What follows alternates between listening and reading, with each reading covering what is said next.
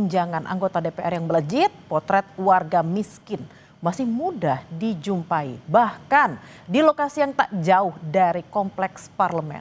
Kehidupan anggota DPR dan warga miskin bagai langit dan bumi di saat DPR justru seharusnya jadi cermin dan perwakilan bagi rakyat. Kalau tiap hari dijual uangnya nggak ada. Kalau satu karung gini nggak ada 20.000, nggak ada. Paling ya semua nih, kalau dibersihkan paling dapat bersih lah 15.000. Jadi saya mauannya jualnya seminggu sekali. Iya, biar kelihatan uangnya, rasanya kalau kelihatan uangnya bahagia hatinya gitu.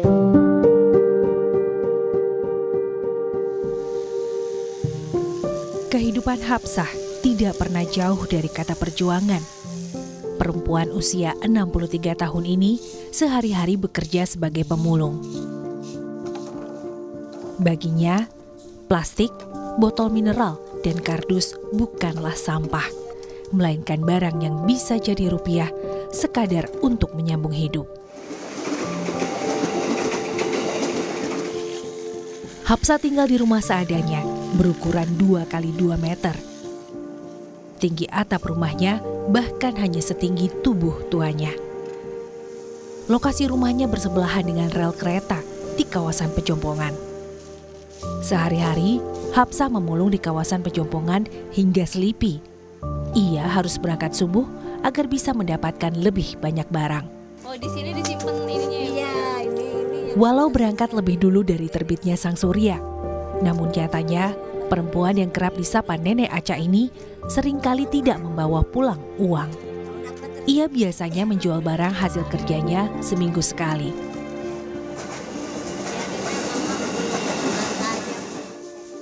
Tapi dengan kondisi ekonomi yang sulit, Hapsah harus berhadapan dengan kenyataan barang hasil memulungnya justru dihargai lebih rendah dari biasanya. Tetapi Hapsah memilih tidak menyerah. Tadinya 2.000, sekarang 1.500 gitu. Terus tutup begini nih. Tadinya 2.000 sama sekarang 1.500. Ininya aja udah 5.000. Jadi ya buyurlah pelan-pelan biar ada hasil. Semua harga naik.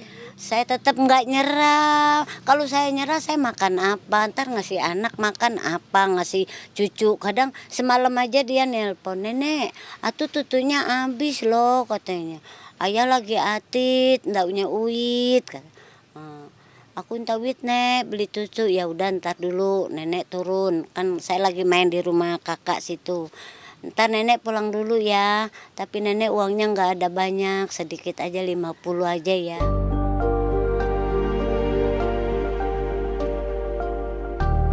Bagi Hapsah, pilihan memulung masih lebih baik ketimbang orang yang meminta-minta belas kasihan. Namun kehidupan Hapsah bagaikan langit dan bumi dengan kemegahan dan kemewahan hidup yang diberikan bagi anggota DPR penyandang gelar yang terhormat. Di saat kondisi ekonomi sulit, PHK di mana-mana dan biaya hidup tinggi, anggota DPR yang menjadi wakil dari rakyatnya justru mendapat begitu banyak tunjangan.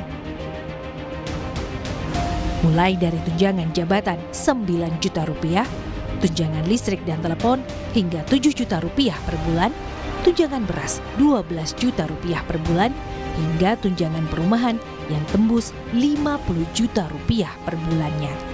Dengan pendapatan total setiap bulannya mencapai 104 juta rupiah. Angka-angka yang bahkan tidak bisa dibayangkan oleh rakyat jelata seperti Hapsah. Tapi soal ini, Wakil Ketua DPR Sufmi Dasko Ahmad punya alasan lain. Anggota DPR itu mendapatkan tunjangan perumahan setiap bulannya 50 juta dari bulan Oktober 2024 sampai dengan bulan Oktober 2025, yang mana uang tersebut akan dipakai untuk kontrak rumah selama masa jabatan anggota DPR 5 tahun, yaitu selama 2024 dan sampai dengan 2029. Jadi setelah Oktober 2025, setelah bulan Oktober 2025, anggota DPR itu tidak akan mendapatkan tunjangan kontrak rumah lagi.